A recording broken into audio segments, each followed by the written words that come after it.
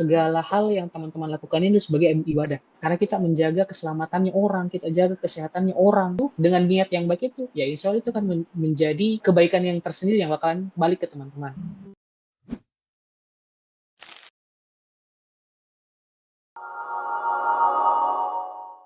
Bismillahirrahmanirrahim. Assalamualaikum warahmatullahi wabarakatuh. Halo Sobat OHSS Unhas. Kembali lagi di podcast OHSS, sebuah ruang diskusi yang dihadirkan untuk berbagai pengalaman, pengetahuan, dan inspirasi di bidang K3. Saya, Awalia Nurul Ramadhani Permata, akan menemani sahabat OHSS dalam perbincangan kita hari ini. Pada episode kali ini, kita akan membahas tema yang sangat menarik, yaitu Safety Under High Voltage, cerita nyata alumni K3 di PLN. Kita kedatangan tamu spesial, yaitu alumni S1 Kesehatan Masyarakat, Departemen K3 FKM Unhas, yang kini berkarir di sektor ketenaga listrikan. Beliau ini adalah Kak Aldian Eka Wardani, alumni K3 FKM Unhas, Angkatan 2016. Halo Kak Aldian, bagaimana kabarnya hari ini? Alhamdulillah baik. Alhamdulillah Kak, dengan kabar yang baik. Terima kasih sudah bisa menyempatkan waktunya untuk mengikuti podcast hari ini. Lagi apa nih Kak kesibukannya hari-hari ini? Atau apa sih kesibukannya akhir-akhir ini di PLN Kak?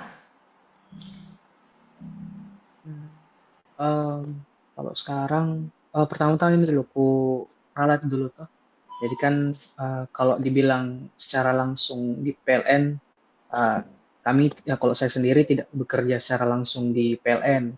Jadi kami itu sebagai outsourcing, tapi tetap di bagian PLN, cuman di bagian Pusmanpro, pusat manajemen proyek begitu. Jadi kan PLN itu kan ada banyak seksinya toh, ada bagian-bagian UP3, UPLP dan segala macam. Nah, kami bagian yang membantu untuk mengawasi dan memanage jalannya proyek-proyek pembangunan bagian-bagian daripada instrumen PLN itu sendiri, kayak transmisi, pembangkit dan segala macam. Kalau untuk kesibukan akhir-akhir ini ya sama seperti biasa, kerja saja. Nah, menarik sekali ya sahabat OHSS, ternyata meski jadwal yang padat, Kak Aldian ini masih sempat berbagi cerita dengan kita di podcast hari ini. Nah, terima kasih banyak Kak. Oke, tanpa lama-lama, kita mari mulai ngobrol-ngobrol santai mengenai perjalanan Kak Aldian berkarir di bidang K3. Baik, em, Kak, boleh kita flashback sedikit, apa sih kenangan di K3 FKM Unhas yang paling berkesan atau kegiatan organisasi apa yang terasa paling fundamental saat kakak masuk ke dunia kerja? Oke. Kalau dibilang pengalaman paling berkesan atau momen paling berkesan selama kuliah, sebenarnya semuanya berkesan ya, karena artinya semua hal yang kita jalani selama perkuliahan itu yang bangun bagaimana dirinya kita pada saat kita keluar nanti di dunia kerja. Terlebih lagi pada saat misalnya kita menyerap semua ilmu-ilmu yang kita dapat di perkuliahan itu secara holistik. Jadi bukan cuma perkuliahannya saja, materi teori dan segala macam, tapi semua hal yang mungkin secara disampaikan sama dosen-dosen kita secara sampingan saja, kayak diskusi-diskusi kecil dengan dosennya kita. Karena menurut saya apa yang bisa kita dapat di dunia kampus itu cuma kulitnya saja daripada apa yang kita bisa dapatkan lebih nanti di luarnya. Sehingga kalau misalnya mau dibilang berkesan, semuanya berkesan. Terlebih lagi, dan mungkin yang paling lebih itu adalah pada saat kita melaksanakan diskusi-diskusi dengan dosen-dosennya kita, kayak misalnya Prof. Lalu, dan yang lain-lain sebagainya. Kalau saya spesifik Prof. Lalu ya, karena yang saya teman diskusi Prof. Lalu. Gitu.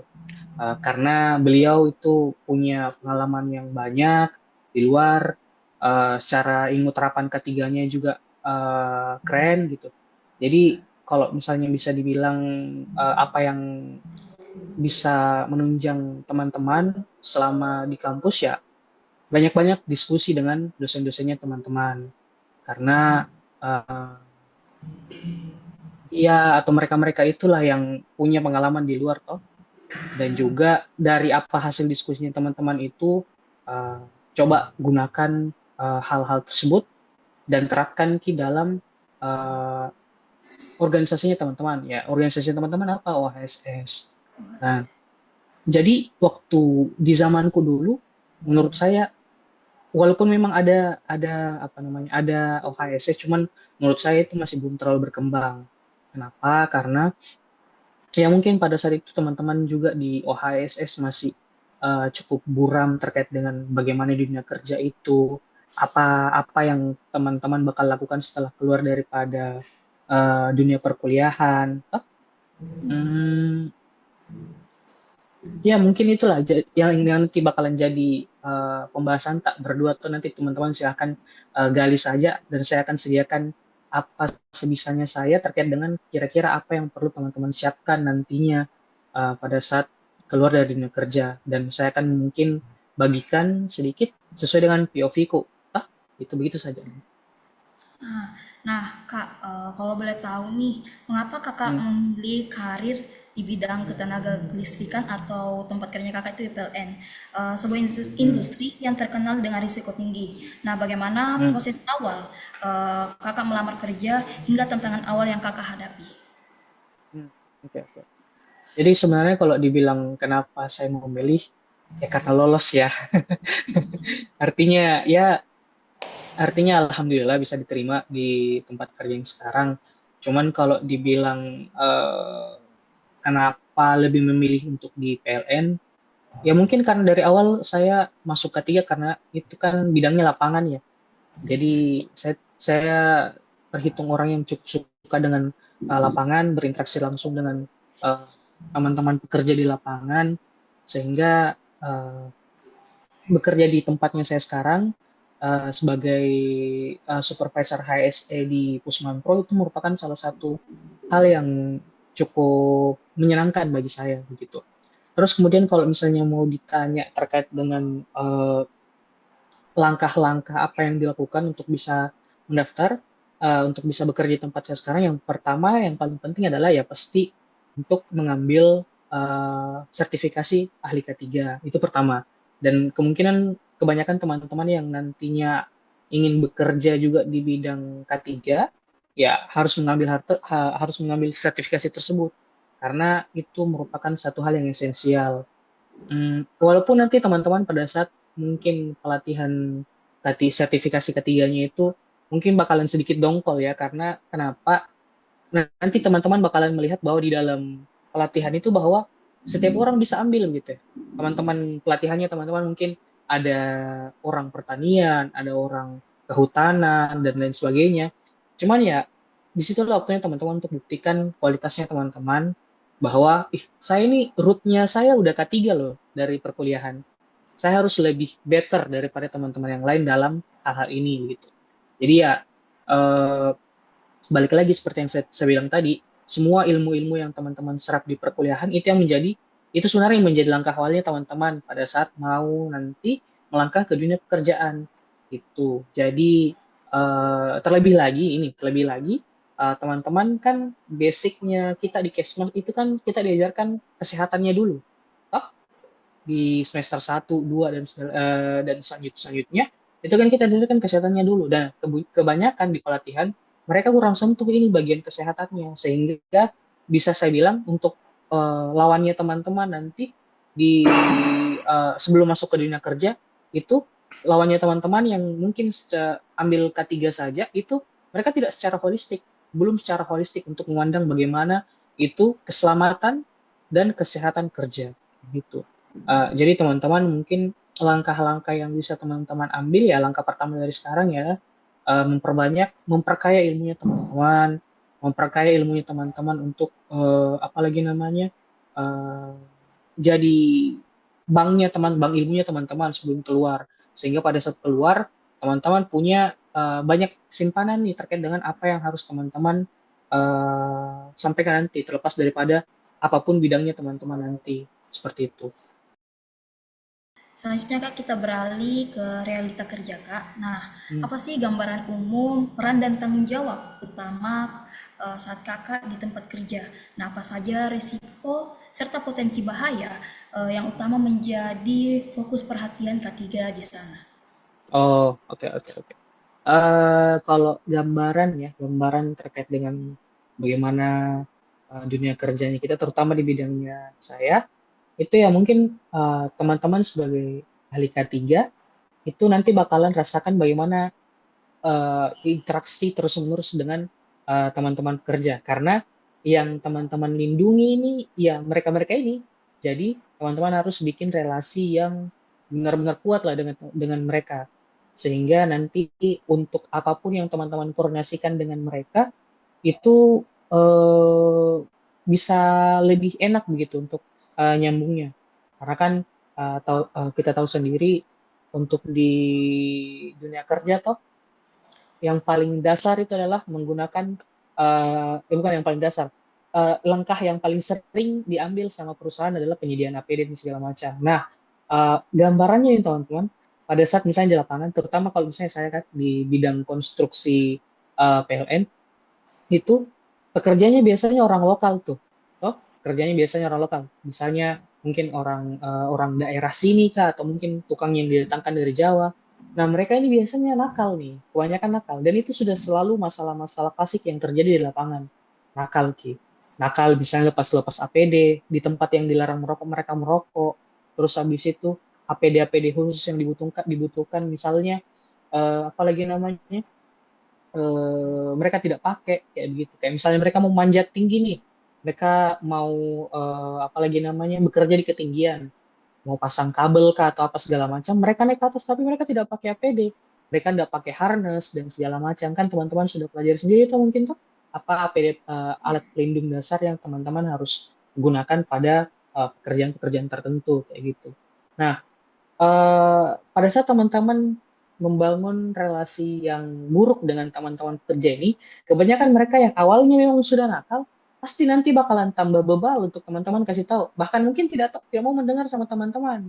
Nah, kalau sudah seperti itu jadinya, sudah pusing teman-teman untuk tugas dasarnya teman-teman untuk melindungi mereka bisa jadi sudah gagal di awal karena pekerjaannya ini sudah tidak mau mendengar sama teman-teman kayak gitu. Belum lagi kalau misalnya nanti tidak diminta-minta, nauzubillah, terjadi kecelakaan kerja, teman-teman lagi yang kena kayak gitu. Jadi itu juga salah satu mungkin ilmu yang harus teman-teman ketiga, khususnya teman-teman ketiga yang nanti niatnya mau bekerja di lapangan, simpan-simpan dulu itu sedikit sifat introvertnya. Teman-teman harus banyak-banyak berinteraksi soalnya kayak gitu. Bukan melulu coba di kantor saja, tapi teman-teman pasti harus entah itu teman-teman konsultan atau bahkan pelaksana, teman-teman harus banyak berinteraksi gitu. Karena eh, apa namanya dasarnya daripada K3 itu kalau di lapangan adalah bagaimana teman-teman berinteraksi dengan orang lain selain teman-teman dan bisa menyampaikan niat dan maksudnya teman-teman bagaimana gitu. Karena kan niat dan maksudnya itu adalah menjaga keselamatan dan kesehatannya teman-teman kerja kayak gitu. Jadi ya kalau teman-teman masih merasa saya orangnya malas berinteraksi, cepat habis energi sosialku dan segala macam. Aduh, teman-teman harus pikir-pikir kembali bagaimana nanti kalau misalnya teman-teman di dunia kerja kayak gitu. Karena kalau saya sendiri, awalnya juga saya tipe orang yang malas untuk berinteraksi sama orang. Jadi pada saat awal-awal itu ya sudah, mereka mau pakai APD mau tidak, langsung saya pokoknya, SP saja kau, gak usah banyak ngomong, SP. Tapi malah ternyata itu malah membuat lingkungan kerja ini semakin tidak kondusif dan malah kita makin semakin susah untuk aturnya kayak gitu. Terlebih lagi untuk kita yang PLN kan banyak resiko-resiko kecelakaannya, ada resiko terjatuh lah, resiko tertindis lah, tertusuk paku dan segala macam. Belum lagi kalau misalnya sudah apalagi namanya mulai pekerjaan-pekerjaan yang memang membutuhkan listrik tinggi, itu lebih parah lagi kayak gitu. Jadi menurut saya itu sih apalagi namanya dasar daripada K3 kalau dari saya sendiri ya bagaimana kita menerapkan K3 di lapangan itu interaksi, bagaimana caranya kita apalagi namanya membangun relasi dengan siapapun dengan bosnya kita, dengan sesamanya kita, dengan teman-teman kerja mungkin dari segala aspek yang di bawahnya kita harus bangun relasi baik-baik. Karena dengan membangun relasi yang baik, bisa kita sampaikan niat dan maksudnya kita dalam menjalankan tugas kita sebagai K3. Kayak gitu. Nah, Kak, kan tadi sudah dijelaskan Hmm, risiko bahaya ya yang ada di hmm, tempat kerja Kakak. Nah, saya hmm. ini mau bertanya, Kak, dalam menghadapi risiko ini, adakah program budaya ketiga yang paling inovatif atau yang paling menarik yang saat ini telah diterapkan atau dilaksanakan di PLN atau eh, kegiatan budaya ketiga ini yang bisa diterapkan juga nantinya di industri lain jika teman-teman sahabat OHSS bekerja di perusahaan tersebut. Hmm. Ya, ya, ya. Oke, oke. Jadi sebenarnya kalau program K3 di Pusman Pro itu sendiri ya, eh, untuk secara general itu bakalan sama tiap tahunnya. Tapi untuk program-program yang mungkin spesifik dan unik itu biasanya berganti tergantung daripada siapa kepala ketiganya, kepala bagian ketiganya.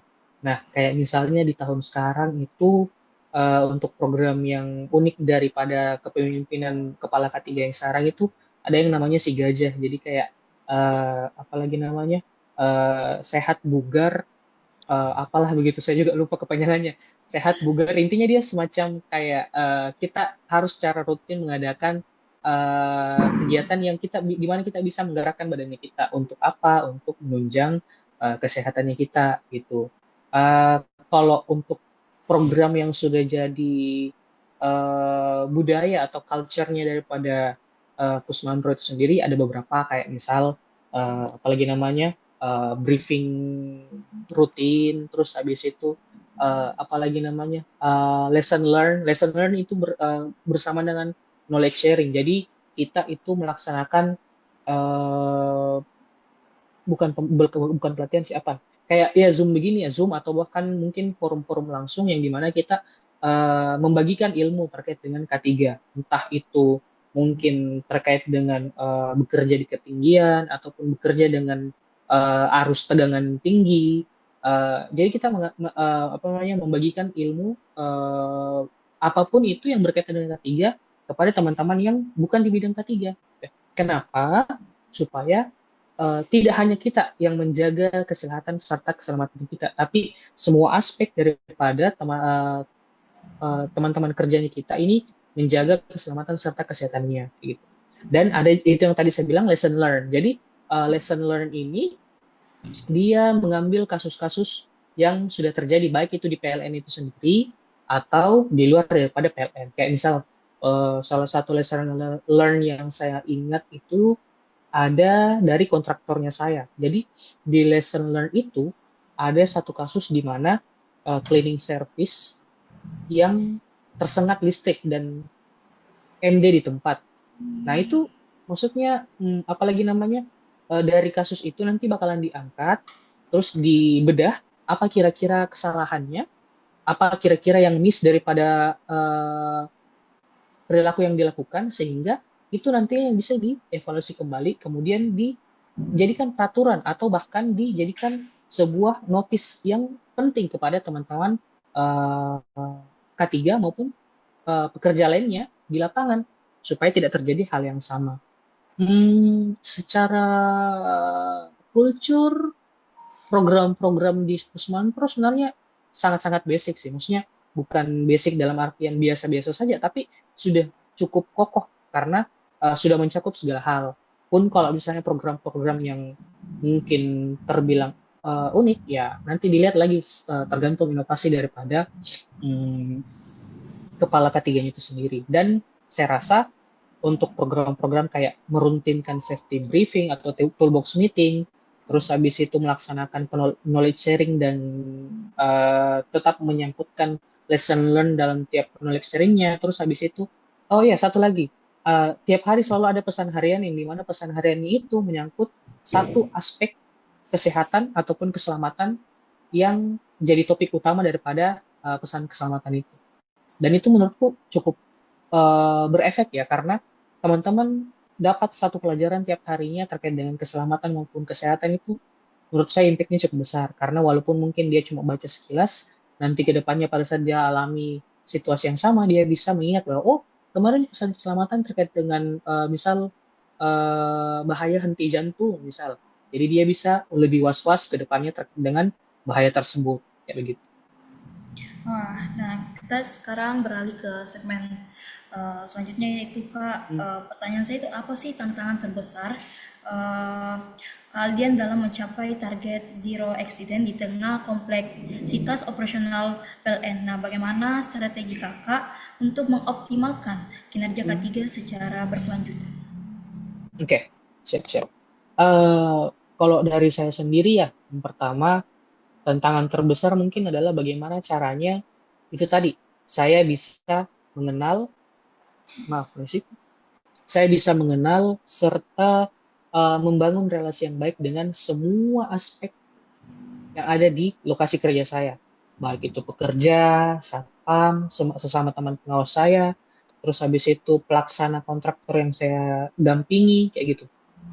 Jadi semua harus saya bangun relasi dengan yang baik supaya apa? Supaya pada saat nanti saya mau menyampaikan apa yang mau saya lakukan bisa diterima dengan baik dengan mereka. Itu pertama.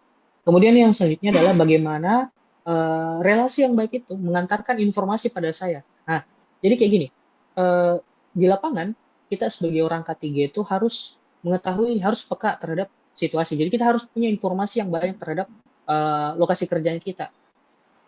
Kenapa harus begitu? Karena dengan kita punya informasi yang banyak dan lengkap dengan lokasi kerja kita bisa mengetahui apa-apa saja nih bahaya yang kira-kira bisa terjadi di lokasi kerja tersebut. Jadi kayak misal, saya lagi ada lokasi pekerjaan tower transmisi di tengah hutan nih, toh di tip sekian, misalnya di tower sekian dan nomor sekian nih. Ah, ternyata pada saat saya gali di pekerja, saya mendapatkan info bahwa ternyata di daerah sini tuh, misal, oh ternyata di daerah sini tuh lembab, banyak hewan ininya, hewan ini bisa mengakibatkan apa, terus habis itu, oh ternyata ketinggiannya lokasi itu lumayan tinggi dan curam jalan ke atasnya, berarti nanti ke atasnya itu bahayanya apalagi kayak gitu. Terus bahkan hal-hal yang absurd seperti misalnya tempat itu angker misalnya, itu juga merupakan salah satu hal yang eh, penting begitu untuk menjadi pertimbangan kita bagaimana kita bisa menjalankan tugasnya kita sebagai K3 di lapangan. Ingat, teman-teman, K3 itu bukan cuma sekedar bahaya fisik dan uh, melulu tentang lokasi kerja saja, tapi mentalnya teman-teman kerja pun itu masuk, ya, ingat itu. Jadi hal-hal yang bisa mempengaruhi mentalnya teman-teman kayak mungkin ketakutan dan segala macam itu harus jadi pertimbangannya teman-teman kayak gitu. Sehingga itu tadi yang saya bilang, yang pertama itu adalah bagaimana caranya saya membangun relasi dengan semua teman-teman saya di lapangan, baik itu teman kerja, pelaksana dan segala macam, bos-bos juga termasuk supaya bisa kita apalagi namanya pada saat ada program yang kita laksanakan bisa dipertimbangkan matang-matang dengan oleh mereka. Kemudian selanjutnya adalah bagaimana caranya supaya kita mengumpulkan informasi yang lengkap terkait dengan lokasi kerjanya kita agar apa? Agar kita bisa secara holistik memandang dan menilai apa-apa saja yang kira-kira bisa kita cegah pada saat misalnya ada potensi bahaya dan kita hindari pada saat misalnya ada potensi sakit atau penyakit begitu. Menurut saya sih kayak gitu. Dua hal itu yang cukup penting untuk dilakukan dan itu yang menjadi tantangan saya. Kenapa saya bilang tantangan? Karena pertama tidak semua orang itu bisa dengan baik menanggapi kita begitu. Jadi di lapangan itu tipe orang sudah pasti berbeda-beda. Tiap-tiap orang itu beda sifatnya, beda cara pemikirannya dan segala macam sehingga itu yang menjadi tugasnya kita untuk bagaimana caranya kita bisa memahami tipe-tipe orang ini dan bisa mencari celah bagaimana caranya supaya kita bisa berkomunikasi dengan baik dengan mereka supaya apapun yang nantinya kita mau sampaikan bisa tersampaikan dan terserap dengan baik oleh mereka seperti itu. Dan dengan seperti itu kita bisa melaksanakan segala programnya kita dan mencegah orang eh, terjadi kecelakaan dan juga terjadi penyakit akibat kerja.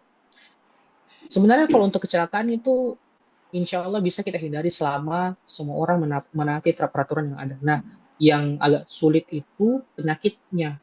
Jadi penyakit akibat kerja ini agak sulit karena kenapa? Banyak sekali faktor yang tidak bisa kita cegah kalau untuk terkait dengan penyakit. Entah itu kenakalan-kenakalannya pekerja di luar daripada lokasi kerja itu kan bisa masuk juga dan bisa berefek pada teman-teman pekerja lainnya di lapangan kayak begitu. Sehingga menurut saya hmm, dua hal itu, tiga lah sama bagian penyakit tadi itu yang menjadi tantangan. Dan kalau misalnya untuk mengejar zero aksiden ya, selama teman-teman bisa melaksanakan dan peka terhadap situasi di sekitarnya teman-teman, insya Allah zero aksiden itu gampang dipenuhi kok, kayak gitu. Oke, baik Kak. Nah, terus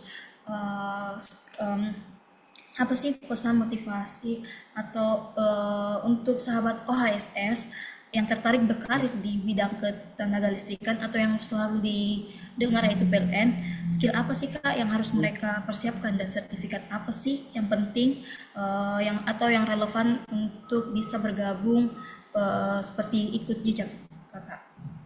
Hmm. Kalau terkait dengan skill, mungkin pertama skill komunikasi ya. Teman-teman harus bisa eh, apalagi namanya menajamkan skill komunikasinya teman-teman, berusaha untuk menjadi orang yang supel karena yang itu tadi yang saya bilang kita harus berkomunikasi dengan banyak orang, terutama teman-teman pekerjaannya kita dan di luar daripada itu nantinya karena bakalan melebar. Eh, Kemudian selanjutnya mungkin skill untuk bisa peka terhadap lingkungan sekitarnya teman-teman. Karena Keadaan. lingkungan sekitar, iya betul keadaan. Karena lingkungan sekitarnya teman-teman itu yang nantinya bakalan menjadi menyimpan potensi-potensi bahaya dalam setiap proses kerjanya teman-teman kerja yang di lapangan. Bahkan untuk teman-teman sendiri ya. Jadi eh, K3 itu bukan cuma menjaga teman-teman kerjanya kalian, tapi menjaga diri kalian sendiri. Bagaimana supaya kalian tidak kecelakaan begitu. Karena ya apalagi kan pada saat misalnya teman-teman sudah pontang-panting menjaga teman-teman pekerjaan kalian, tapi kalau kalian sendiri kecelakaan kan sama aja kan, kayak gitu. Jadi itu tadi apalagi namanya skill komunikasi, terus habis itu bagaimana teman-teman bisa coba latih lah skill kepekaannya teman-teman terhadap lingkungan itu bahkan di dunia kuliah perkuliahannya kalian tuh kalian bisa laksanakan. Mungkin pada saat misalnya kalian masuk ke ruangannya OHSS begitu, kalian lihat oh di sini kabelnya mungkin berantakan. Nah, kabel berantakan itu bisa menyebabkan potensi apa misalnya. Terus habis itu oh ternyata di sini kursinya sudah tidak bagus, dia apalagi namanya miring-miring dan segala macam bisa menyebabkan apa. Oh ternyata level antar kursi dan mejanya beda. Ah itu berarti apa lagi misalnya toh? Ya dari situ teman-teman bisa melatih kepekaannya teman-teman terhadap eh, lingkungan sekitarnya teman-teman. Nah, kepekaannya ini tidak bakalan berfungsi kalau misalnya pengetahuannya teman-teman, bekal ilmunya teman-teman terkait dengan potensi-potensi bahaya atau ilmu dasar ketiganya teman-teman itu kurang. Sehingga itu lagi yang ketiga, bekal apa namanya perbanyak ilmunya teman-teman, bekal ilmunya teman-teman sebelum turun ke lapangan. Keempat mungkin ini, mulai sekarang teman-teman coba untuk buka-buka peraturan-peraturan yang berkaitan dengan kesehatan dan keselamatan kerja. Itu penting. Karena mungkin teman-teman kayaknya sekarang di materi perkuliahan agak jarang ya yang bahas soal itu ya, soal peraturan-peraturan ya. Jarang ya? Sekarang sudah ada. Sudah ada. Itu teman-teman perlu pertebal itu. Kenapa? Karena di luar pada saat eh, keluar daripada dunia perkuliahan itu yang bakalan jadi senjata nomor satu yang teman-teman. Jadi pada saat teman-teman nanti mau bikin peraturan apalah kebijakan apalah segala macam, ya pasti bakalan merujuk lagi. Kenapa harus dibikin ini? Apa dasarnya? Oh, ya dasarnya yang pertama pasti terkait dengan potensi bahaya yang ada di lapangan. Tapi di luar daripada itu, ada tidak peraturan yang dukung untuk melaksanakan hal itu? Kayak gitu. Kan kita tuh sudah tahu peraturan dasarnya mungkin ya, apalagi namanya ada inilah ini dan segala macam. Ya silakan teman-teman cari peraturan yang lebih spesifik berkaitan dengan apa risiko yang teman-teman mau tanggulangi nantinya, kayak gitu. Kemudian eh, menurut saya yang paling penting itu sih, yang saya bilang tadi, beberapa skill itu tadi. Pun kalau misalnya terkait dengan sertifikasi yang tadi eh, teman-teman tanyakan, kalau sertifikasi yang paling penting pertama yaitu eh, sertifikat ahli K3. Kemudian kalau secara spesifik, kalau misalnya teman-teman mau masuk ke dunia yang sama dengan yang saya tapaki sekarang ya, ada sertifikasi K3 konstruksi itu penting karena kita bakalan mengawasi proses konstruksi daripada instrumen-instrumennya PLN.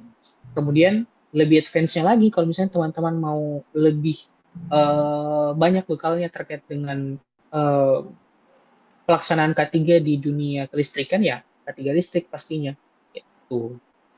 Jadi mungkin kalau untuk pelatihan ya mungkin itu dulu aja, tiga, tiga, tiga itu aja dulu.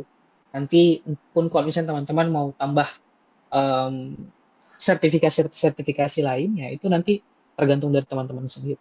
Kayak gitu. Oke Kak, ternyata skill yang paling utama itu adalah kita bisa harus memposisikan diri kita terhadap keadaan di tempat kerja ya Kak, peka terhadap Hmm, apa yang terjadi dan betul. seperti tadi pesannya adalah kesampingkan dulu sifat introvertnya supaya Iya, kita betul. bisa berbaur dengan teman rekan-rekan kerja kita. Betul. Jadi nggak boleh itu orang introvert kalau jadi K3. Haram hukumnya orang jadi introvert. Karena kenapa itu? Misalnya diam-diam, diam-diam, diam-diam. Ya apa apa harapannya orang kalau misalnya mau mengerti apa yang kita sampaikan, kalau misalnya kita diam-diam. Kita cuek, dia juga cuek, ya sama, udah ketemu tuh. Ya, Kayak Kak. gitu.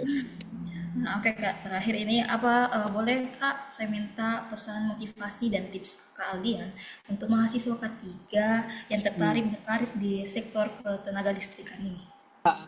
Jadi itu tadi, teman-teman harus bisa uh, menganggap bahwa semua nyawa itu penting. Karena dengan anggapan seperti itu, maka rasa tanggung jawab yang teman-teman emban bakalan lebih besar.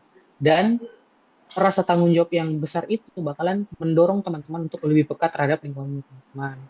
Kemudian mungkin yang bisa memotivasi teman-teman, karena kan gini, uh, misalnya pada saat teman-teman sudah merasakan tanggung jawab yang besar nih, pasti beban moral yang beban teman-teman tanggung itu bakalan terasa lebih berat, toh, dan akan lebih menghabiskan sosial energinya teman-teman. Karena teman-teman kalau misalnya dicueki sama kerja apa segala macam, pasti bakalan impact ke teman-teman, gitu. Eh Motivasi yang bisa teman-teman pegang untuk melaksanakan atau melewati semua itu adalah anggap segala hal yang teman-teman lakukan ini sebagai ibadah. Jadi eh, dengan teman-teman menjaga keselamatannya kerjanya teman-teman, keselamatannya semua orang yang ada di lapangan itu menjadi sebuah pahala lah buat teman-teman kayak gitu. Dengan quote dari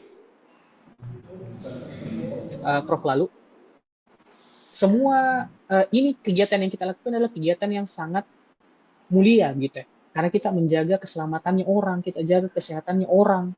Gitu ya. Dan dengan itu, dengan niat yang baik itu, ya insya Allah itu kan menjadi kebaikan yang tersendiri yang bakalan balik ke teman-teman.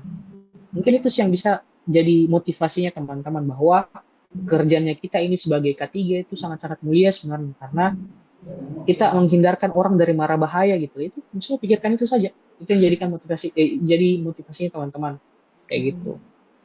Dan dengan teman-teman melaksanakan tugasnya teman-teman yang baik ya motivasi kedua adalah teman-teman bisa mendapat gaji yang lebih tinggi jadi ya. Ya lumayan cuannya.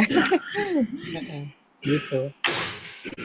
Nah, eh, kita sekarang sudah sampai di sesi akhir yaitu closingan.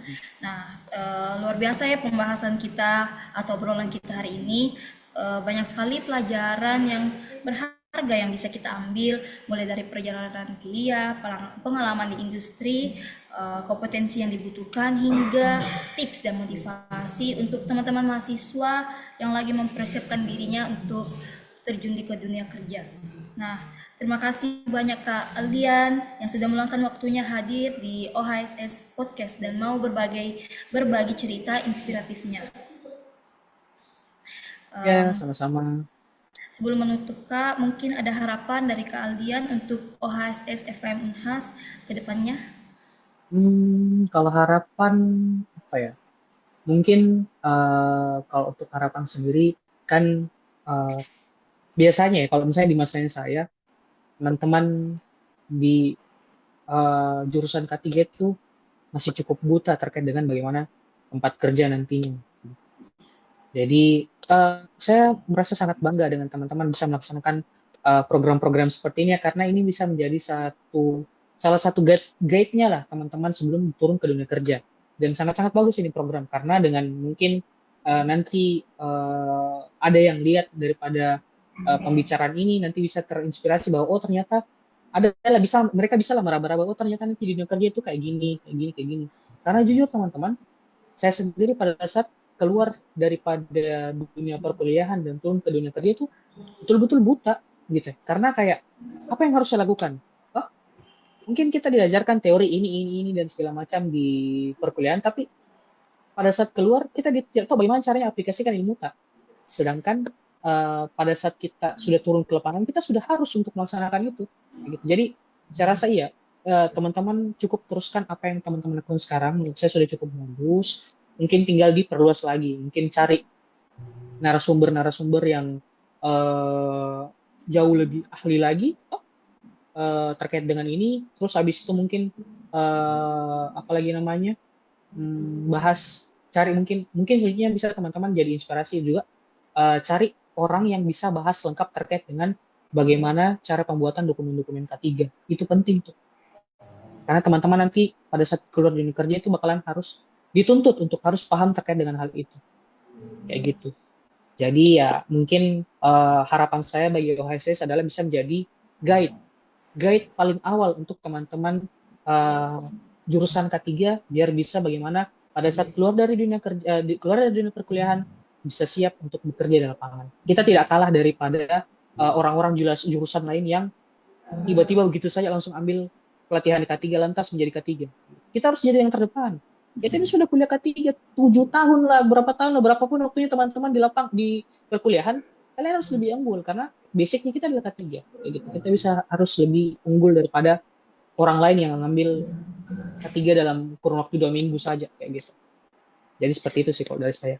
Dan mungkin ya saya ucapkan terima kasih kepada teman-teman OHSS juga karena mau meluangkan waktunya untuk jadi guide-nya, jadi jembatan awalnya teman-teman K3 di kampus untuk bisa meraba dunia luar kayak gitu.